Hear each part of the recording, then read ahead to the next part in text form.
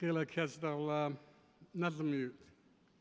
Greetings, all my relatives. Namuyut. We were all one. I'm so moved by having the honor of attending this gathering. We are in sacred space. The intention is so high and so noble. And I believe that all of you are acting out your highest consciousness, your best selves. And that's why you're here. And I've had the privilege of traveling across country, the width and breadth of this country, and have met so many people like yourselves. I didn't know that there were so many good people in this world for a very, very long time, given our history, all of us here together. But I've been inspired by being able to meet people like yourselves, hear your ideas, feel your emotion and compassion and commitment. And it's given me great hope, more than I've ever had before, that we, you and I, Indigenous people and Canadians, all Canadians, can create a new way forward together and to contribute to a society that embraces peace and justice, love and compassion in real ways. Finally, Canada, this country, this great country, has the opportunity to begin to live up to its own ideals. And when I see all of you, I see the brilliance in this room. I've been watching the institutions across this country, our academic institutions, wrestling with the idea of reconciliation and working so hard to find out where you all fit in and what it is that you can do.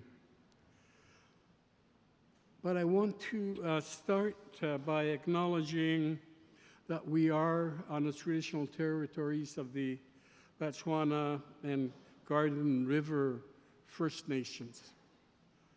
If you think about it, they've been so gentle and welcoming and kind through all these years when the encroachment began to be felt so deeply by them. So thank you to those First Nations. And I want to thank and acknowledge Algoma University and the Shinwak alumni. Their work is so legendary. Shinwak alumni were the first group in the country to organize and to represent themselves as former students, survivors of Indian residential schools, and their work really is legion.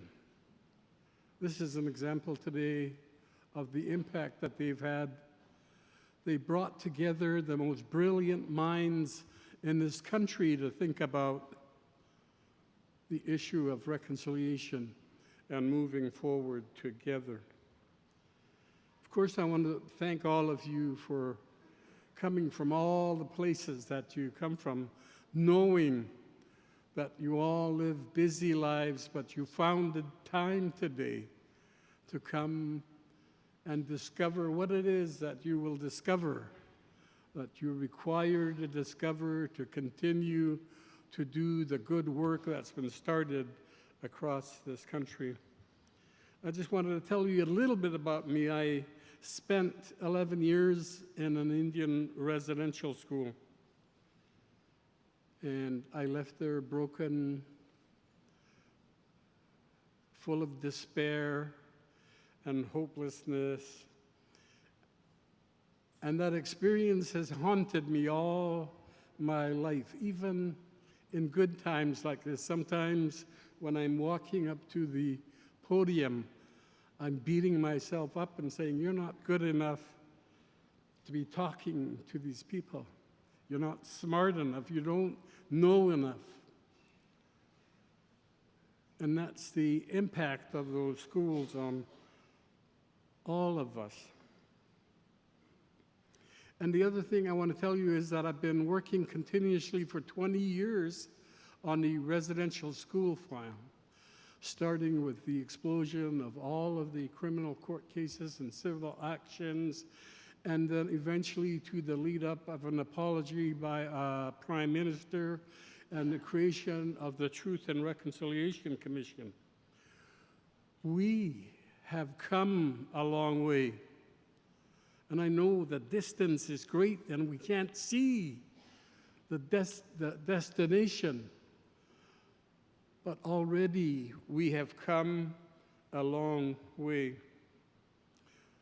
I've been honored to be on just about every committee that was ever set up by government and church and Aboriginal organizations and others to try to wrestle with this history of ours and residential schools and colonization.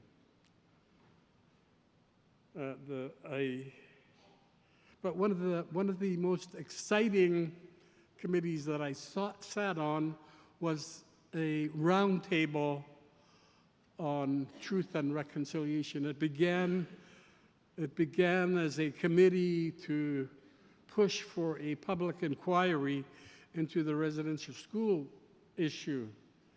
But as we sat around the tables for 2.5 years, we discovered that the former government of that time would never capitulate and would never allow anyone to conduct a public inquiry inside our voluntary roundtable. Our narrative, our thinking began to shift. And we remembered what we had heard from survivors all across the country. They always said, we want a safe place to tell our stories. And suddenly we remembered that, and we then began to think about what about creating a Truth and Reconciliation Commission where survivors and their families can come and share their stories together and begin to weave a pathway out of the horrific past that we had just come through. And since that time, of course, the Truth and Reconciliation Commission of Canada has concluded its work. I remember I was in Ottawa the day they released the report. There must have been 5,000, 6,000, 7,000 people in this big room in Ottawa, and most of them were survivors. And Justice Mary Sinclair, the chair of the Truth and Reconciliation Commission, was submitting his final report. And it was tense, it was sad. And all of a sudden, he said, and you, Canada, have committed genocide against the Aboriginal people. The whole room erupted in euphoria. People stamped their feet, pounded on their chairs, jumped for joy, wept, hugged, cried. All of the emotion was there in that moment when he said, you, Canada, had committed genocide. And I was observing all this, and I wasn't sure about what had just happened And I gave it some thought, and I realized that you saw all of this human, emotional surge of activity in the way people are responding, and I realized it was the first time that anyone at the highest level of office in our country had validated our experience as survivors. The very first time. For the most part, there was silence and rejection of the idea that, first of all, Canada could be so bad as that, and the churches could be so bad as that, and that we never suffered those atrocities, so many atrocities that happened in those schools. And that was the reason for the euphoria. I'm just going to fast forward to today, this moment, right here in this hall. The question is, where do we go from here? Everybody here wants to know, where do we go from here? So you got me, I'm going to tell you.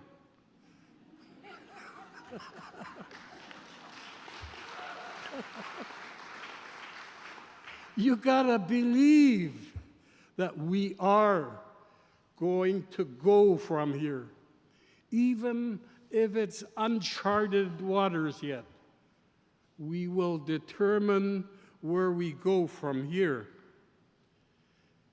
So my first response to that question is, we stay the course. Don't get weary, don't give up. Stay the course. That is so important. Maintain the momentum. We have momentum across this country. I've seen it with my own eyes. All of our academic institutions, big cities, little cities, unions, faith-based groups, corporate Canada, just all of the sections of our society are trying to wrestle with the issue of colonization and residential schools and the current and continuing plight of Aboriginal people. And we're early into this journey. But I do have a specific response to the question, what we need to do, and that's what you're doing really as you gather here. We need to deepen the process of reconciliation. So let me provide some perspective and background.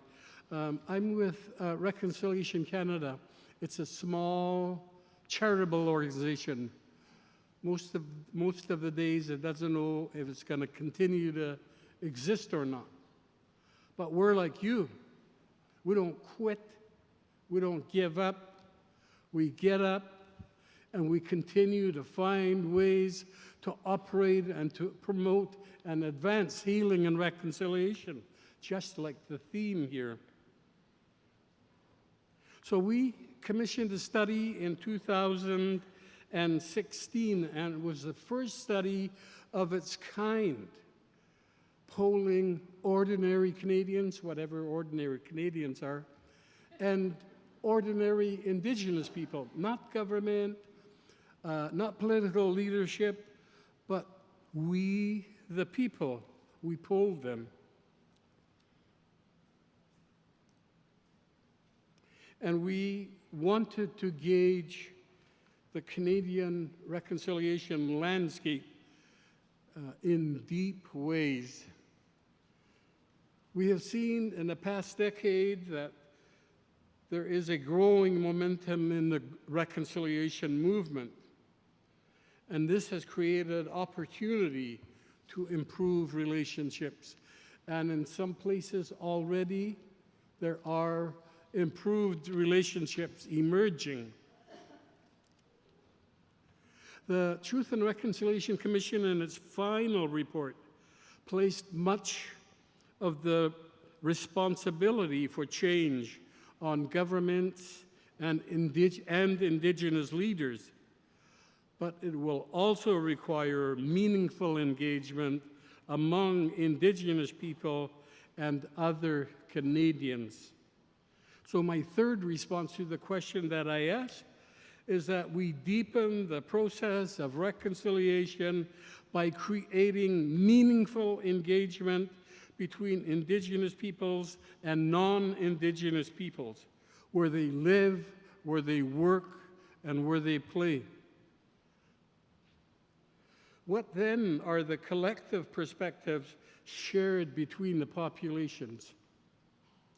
Do Indigenous people and non-Indigenous Canadians share a similar or distinct view on reconciliation? Is there a basis for a common ground upon which we can build a new way forward together? What areas of divergence might exist that represent significant barriers requiring attention? To answer these questions, Reconciliation Canada commissioned this national public opinion survey to measure the perspective of Indigenous peoples and non-Indigenous Canadians on all aspects of reconciliation. We identified areas of alignment and divergence with respect to the following themes: the need for reconciliation, how reconciliation is perceived, the barriers to reconciliation, support for reconciliation actions, and responsibility for reconciliation. So here are some of the key findings. The survey revealed that Indigenous and non-Indigenous Canadians share remarkably similar perspectives on most aspects of reconciliation.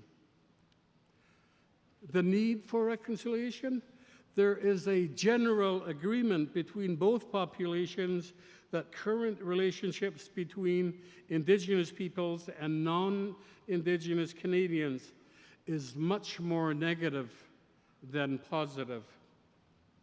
What underlies this belief are shared perceptions of discrimination on both sides, shared perspectives of racism on both sides, negative stereotypes, social and economic disparities, and an absence of dialogue and a mutual sense of mistrust.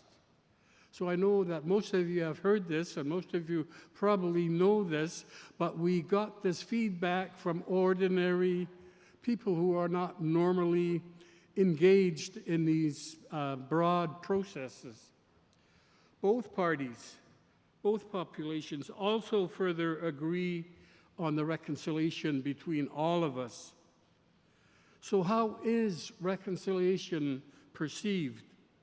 Both populations think about reconciliation in a similar way in terms of the words and phrases that they use to describe it. Shared conceptions of reconciliation center around three themes: creating greater equality between both populations, working together to create opportunities and to reduce barriers, and moving beyond the past and away from a dependency on government. A few aspects of reconciliation are given more emphasis by Indigenous people, like, for instance, Indigenous control over economic activity and self-government, while non-Indigenous Canadians are more apt to think of reconciliation in terms of moving away from dependence on government systems.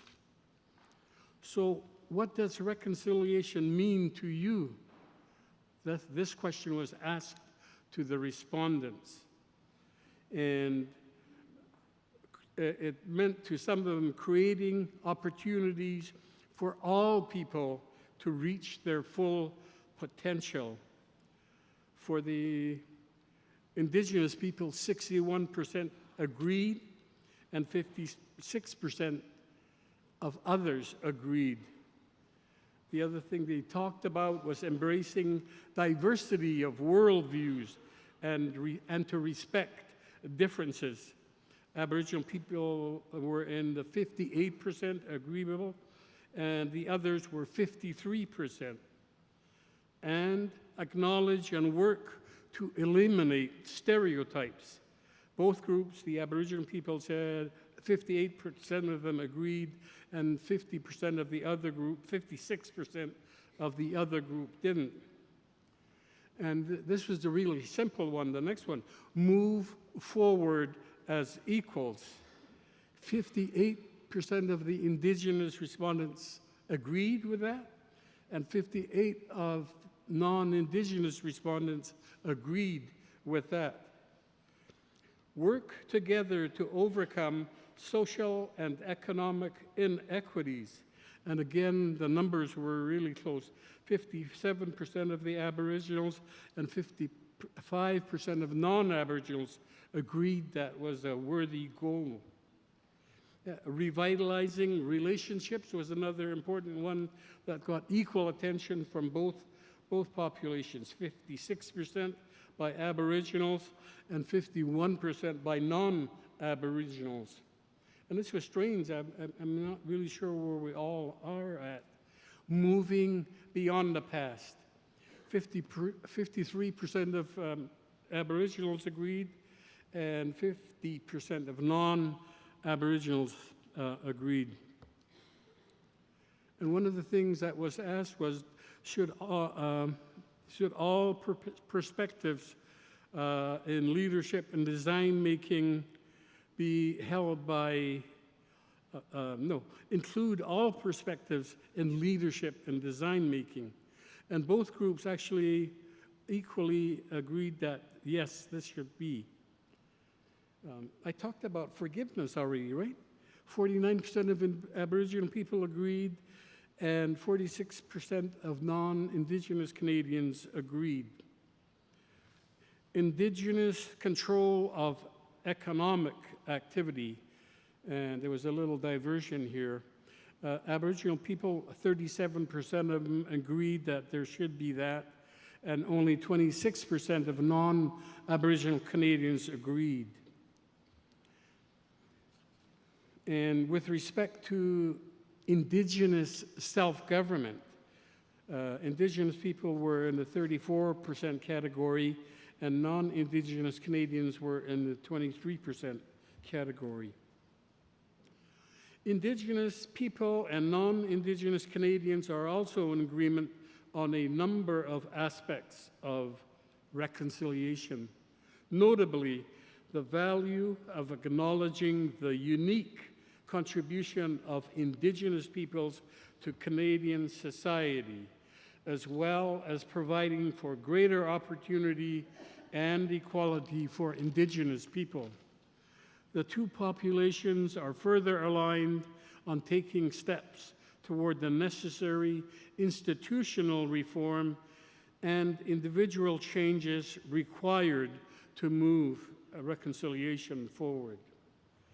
Attributes about reconciliation. Indigenous people want the opportunity to earn a good living like non-Indigenous Canadians. Both groups need to be honest about the stereotypes they have for one another. Indigenous people must be included in Canadian society on a more equal basis. Relationships between Indigenous people and non-Indigenous Canadians will only improve if social and economic inequalities are reduced. At the same time, the two populations differ noticeably in the strength of opinions about reconciliation in terms of the necessity of addressing the past and Indigenous perspectives on issues such as wealth sharing and decision making. A few things on the attitudes toward reconciliation. Relationships between Indigenous peoples and non-Indigenous Canadians will only improve, and it's been said earlier, if social and economic inequalities are reduced. So we start to get a picture of the real perspectives of ordinary Indigenous people and ordinary Canadians, and this will all be necessary to have a feel for when we deepen the process of reconciliation so that it becomes a familial, societal process of reconciliation. One of the things I have always advocated for right from the beginning was that if we ever achieve reconciliation in this country, it will be an agreement between us that is different than anything we've ever entered into together. And it goes to the heart of what we were talking about this conference, that this new agreement would be a covenant which would be spiritual in nature, not easy to break, not easy to disregard, not easy to ignore. We, because of our highest consciousness, would be agreeing to treat each other better for all time, hopefully. So those are some of the perspectives on reconciliation. Some of the barriers I think need to be addressed. Indigenous people and non-Indigenous Canadians identify a similar set of major barriers to achieving reconciliation, principally regarding what is perceived as a dysfunctional relationship and mistrust of the other, socioeconomic inequalities, and absence of political leadership.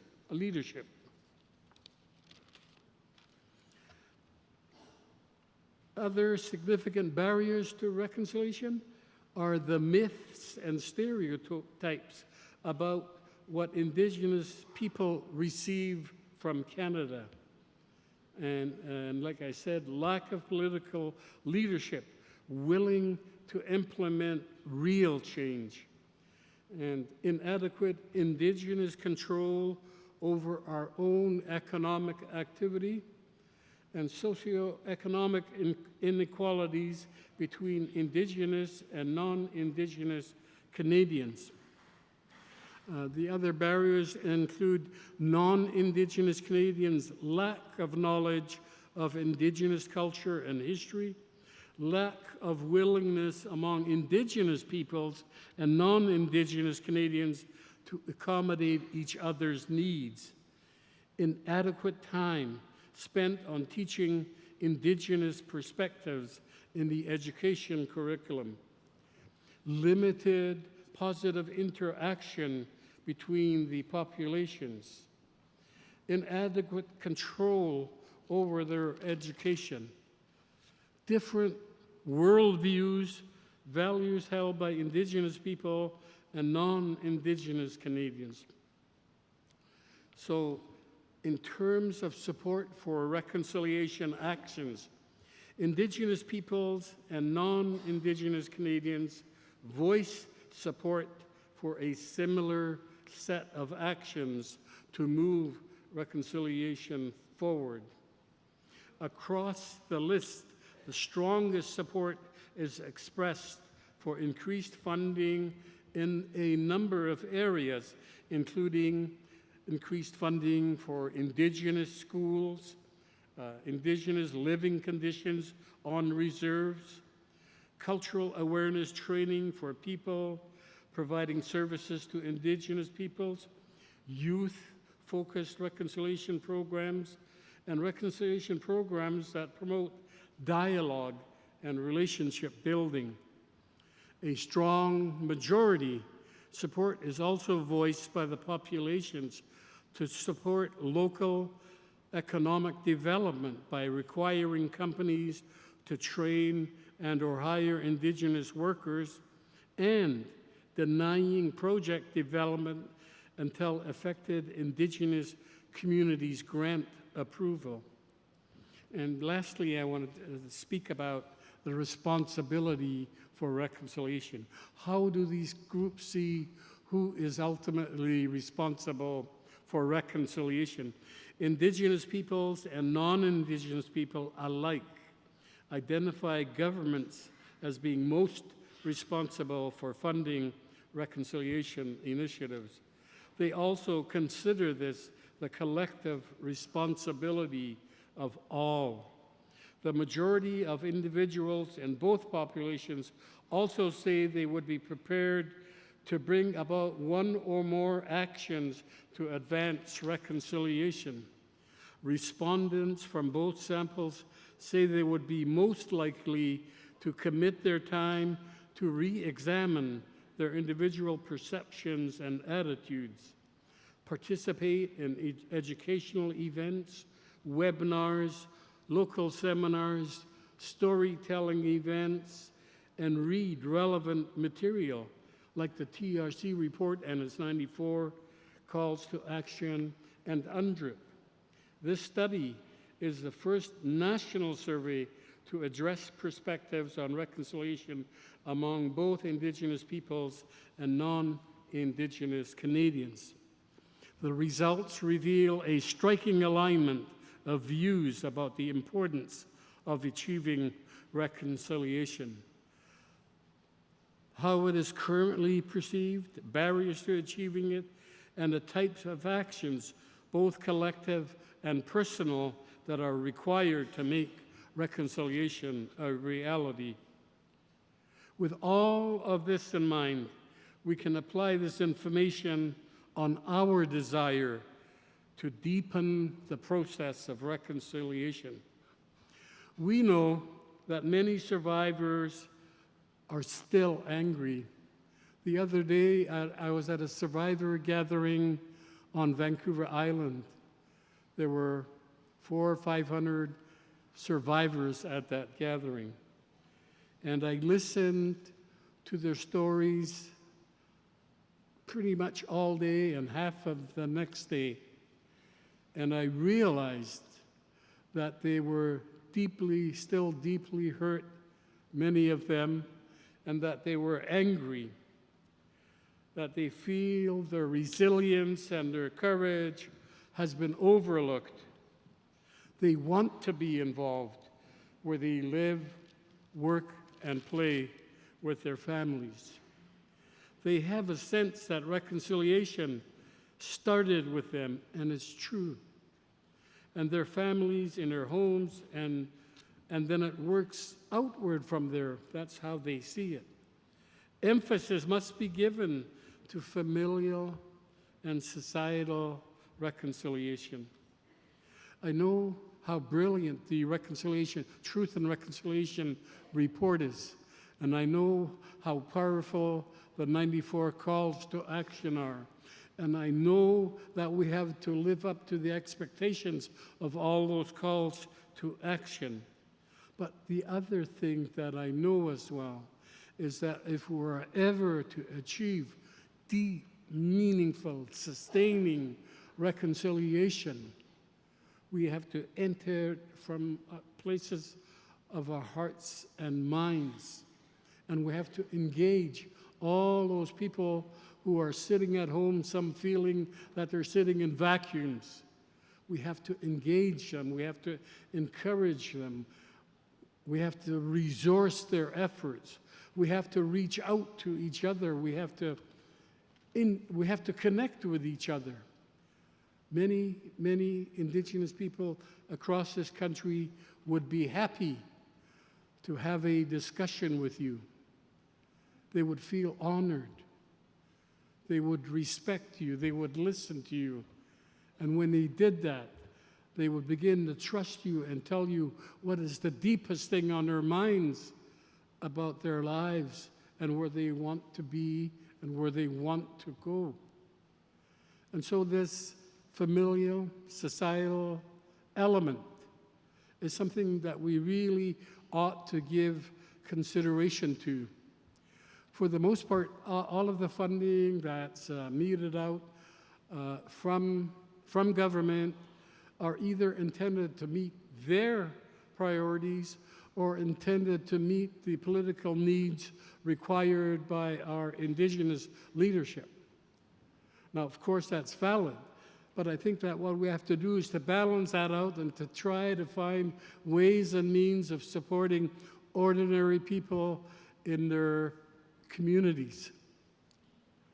We have the tools. We have the 94 recommendations, like I said. We have the Missing and Murdered Indigenous Women and Girls report. And those can all help us, all guide us with the recommendations contained in those. We have the United Nations Declaration on the Rights of Indigenous People, a powerful tool that gives us moral guidance, political guidance, and how we proceed to create a society together that's just and equal, like I've said before. So we need to think about all of those things. I think it would be a fatal flaw to ignore the deep reconciliation that is required. This deep reconciliation is the one that will actually transform this country, transform you and I and our families at home, where everybody begins to feel value and purpose, where everybody belongs and they feel connected to humanity, our common humanity. And so we must be careful when we're doing all of the other important acts of reconciliation to not preempt this process that calls for deep dialogue, deeper understanding, transformational effect.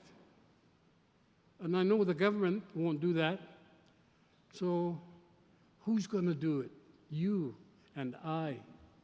And we'll seek allies, we'll seek friends that are able to walk with us so that we reach out into those places where people still feel isolated, still feel harmed, they're lonely, they're hurt, they want out, they want something better.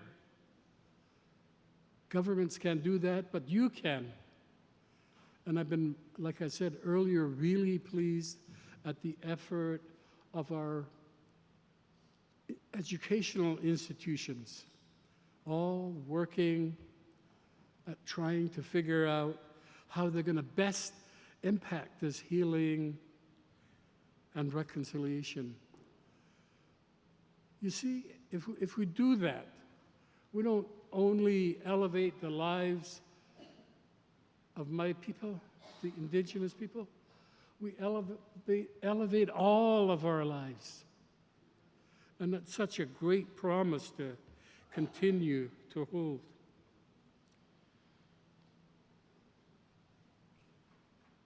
So this question is really important. Where do we go from here? If nobody stepped outside of this room and government never shifted a position and Indigenous leadership wasn't listening, it leaves you. So what I'm really saying is that reconciliation begins with you. No other place. It's got to begin with you. And then when you start to begin to achieve some balance and harmony and peace and love in your life, it's going to ripple out to your family and then into the community, then into the nation. So really, it's always been about you, reconciliation beginning with you. So when you go home tonight, think about that. Well, you're not going home, what's to be from faraway places. But when you do go home, think about that. Talk to your family members around the dinner table. Talk to your children. You'd be amazed at the brilliance of your children. They're going to hear you, and they're going to want to do something. They're the real promise of the future. Our responsibility is to pass the torch down to them.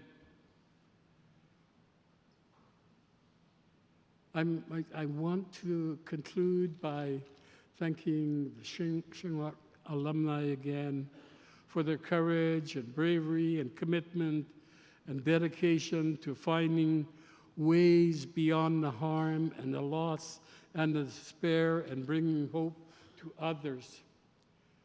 And then enlisting the minds of some of our most brilliant leaders in this country to begin to help us together move in a new way forward. So remember, it has taken extraordinary courage for thousands of survivors that have come forward to speak publicly about the abuse that they suffered. They were so brave. I saw them from coast to coast.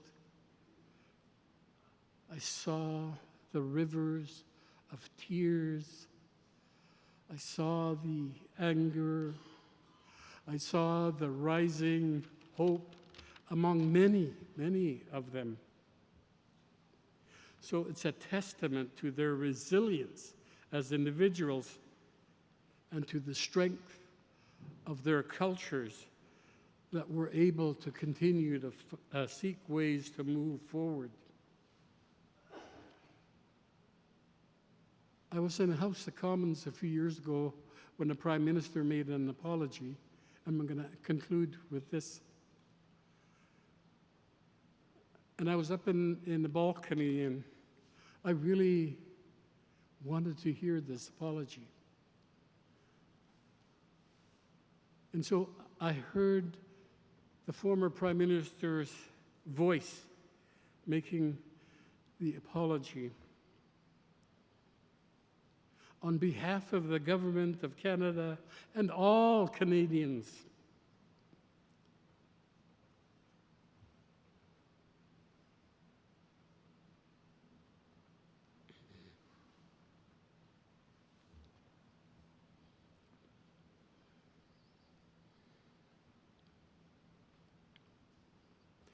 I stand before you in this chamber, so central to our life as a country, to apologize to Aboriginal people.